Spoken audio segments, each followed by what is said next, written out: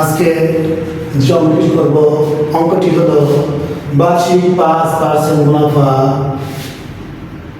600 টাকা বিনিয়োগ করলে 5 বছরের মুনাফা আসলে কত হবে। তাহলে 5 বছরের মুনাফা আসল কত হবে এইটা আমাকে বের করতে হবে। মুনাফা আসলের মধ্যে আমরা আসলটা অলরেডি পেয়ে গেছি, এখন আমার দরকার মুনাফা। কয় বছরের মুনাফা? 5 বছরে।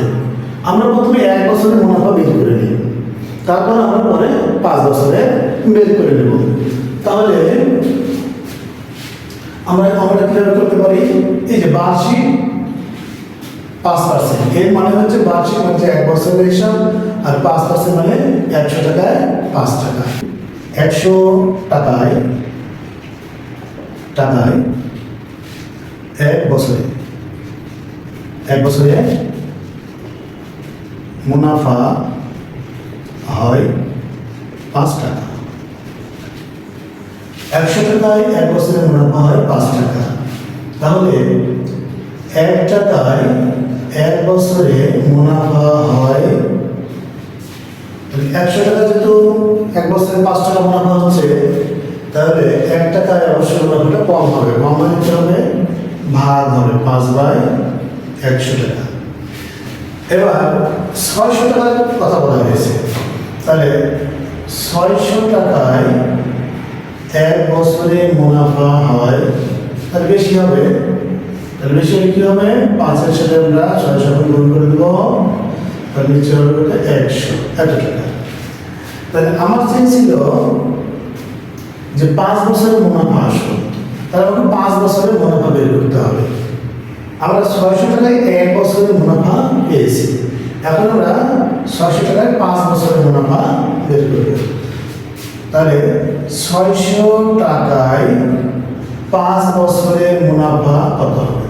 তাহলে 600 টাকায় 1 বছরের যে মুনাফাটা হয়েছে, তাহলে 600 টাকায় 5 বছর, তাহলে বেশি হবে। তাহলে বেশি হলে আমরা কি করবো? এখানে গুণ করে দেব। তাহলে 5 গুণ 600 গুণ 5 নিচে হবে 100। তাহলে এই শূন্য আমরা কেটে দিই, তাহলে উপর থাকবে কত? 5 গুণ 6 গুণ 5, তাহলে হবে এই 5 আর 6 গুণ করলে কত হবে? 30 এর সাথে 5 গুণ করলে হবে 150। তাহলে 150 টাকা হচ্ছে আমার 5 বছরে 600 টাকা 5% হারে মুনাফা। তাহলে আমরা এই যে মুনাফা আসল, যেহেতু আসল আমরা পেয়ে গেছি, মুনাফাও আমরা পেয়ে গেলাম, তাহলে আমাদের মুনাফা আসল কত হবে? আমাদের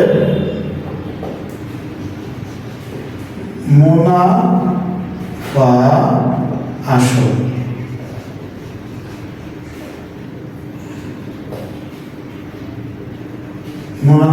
সমান হচ্ছে মুনাফা যোগ আসল। তাহলে মুনাফা হচ্ছে আমার 150 টাকা, আসল হচ্ছে 600 টাকা। তাহলে কত হলো? 750 টাকা। এটাই আমার উত্তর। তাহলে আমরা মুনাফা আসল কত পেয়ে গেলাম? 750 টাকা। তাহলে এইভাবে আমরা অঙ্ক বুঝে সমাধান করবো ইনশাআল্লাহ।